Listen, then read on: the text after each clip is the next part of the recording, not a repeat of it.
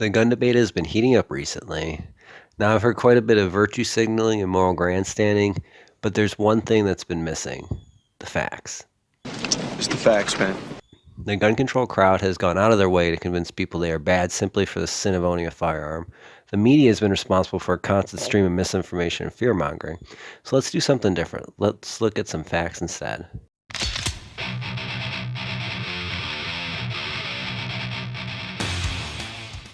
Handguns cause more crime than rifles. Yes, this may seem odd given how the conversation has been mum on the topic of handguns. Crowds may cheer a prohibition on buying semi-automatic rifles, but nobody wants to talk about the real killer, the lowly handgun. But it is true, handguns are responsible for many more deaths than rifles, so why not talk about a ban on them?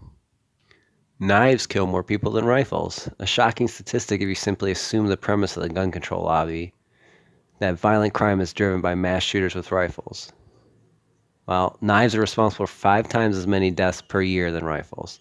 The reason you don't know this? Simple. The agenda is for gun control, not knife control. Most gun deaths are not homicides. The statistic the media likes to use is just general gun deaths. This includes justifiable homicide and police shootings.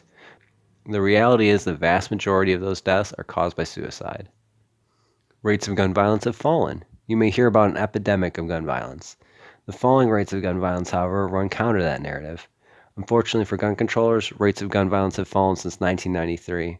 It is hard to sell fewer cases of gun violence as an epidemic, though. Rates of gun ownership have risen to record highs, in fact. Indeed, in the same time as gun violence has plummeted, gun ownership has risen. How could this be, one might ask?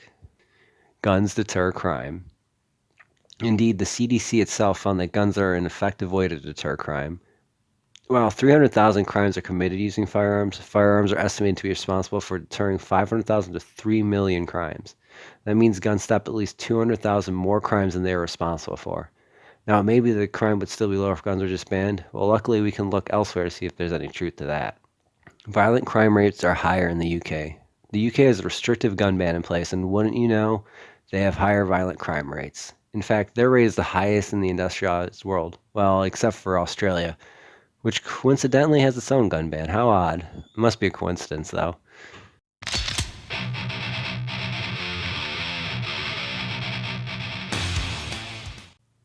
A Norwegian shooter killed 77 despite gun restrictions. Norway is another country that has strict laws on gun ownership, and all they did was leave victims for the shooter to prey on. And that was after he set off a bomb. The Virginia Tech shooter killed 32 people with handguns. A Glock 9mm and a Walther 22 are of similar or larger caliber and killed more people. But rifles are the problem. Finally, in Japan, another country with restrictive gun laws, an attacker killed 19 people with, drumroll please, a knife. Seems like we need a perfectly enforced rifle, handgun, and knife ban. And you wonder why the gun control lobby does not want to talk about anything but ARs? These bans don't stop mass killings. America ranks 11th in deaths from mass shootings and ranks 12th in frequency. This puts us behind well-known gun control countries like Norway, Belgium, Finland, and France. A surprise to anyone who believes that politicians who paint America as brimming with bodies for mass shootings. Most mass shootings take place in gun-free zones. More than 95% of mass shootings in the last half-century have taken place in gun-free zones. So places with restrictive gun bans have high crime, while American gun ownership has risen as rates of violence have fallen. At the same time, mass shootings have plagued places where legal firearm users are banned from carrying their weapons. An NRA member stopped a mass shooter with a gun. Any surprise that a person with a gun stopped a bad actor with a gun? Seems to me like a pattern's emerging.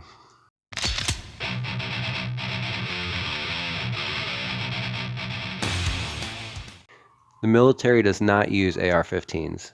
The AR-15 is not a weapon of war, despite what you may have heard. The American military does not use it as a rifle or as a carbine. The standard issue carbine is a M4A1. The M4 is capable of automatic fire. The AR is not. It doesn't even fire the same bullet. AR-15s do not use military-grade ammo. The M4 uses a 5.56 NATO round, while the AR uses a .223 round. These bullets have different velocities when fired, and the chambers in the guns are even different. But wait! There's more!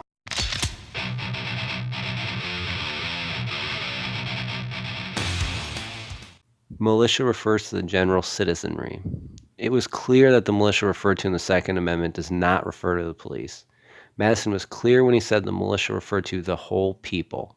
It was militiamen, the Minutemen, who repelled the British in the battles of Lexington and Concord. Just ask, why would a people who just fought off a government for their freedom enshrine a right for a government without extending it to the people? It is not only for muskets. The line that is only for muskets is historically inaccurate. Many different guns existed at the time of the ratification of the Bill of Rights. One was the pepper box revolver, a repeating pistol, not a single-shot gun. Beyond that, it was common for the president to prescribe letters of marque and reprisal. These letters gave rise to privateers, who were private citizens equipped to fight off and even subdue pirates. The founders intended the Second Amendment to cover everything from pistols to cannons. That is very clear. As long as we stand on empty moralizing and sling mud, we can never have a rational debate. We will never come up with useful solutions. And if crime present in places with gun bans is any indicator, if we listen to the virtue signaling on gun control, we may do more harm than good. Remember, we are the Republic's walls, and they will have to come and take it.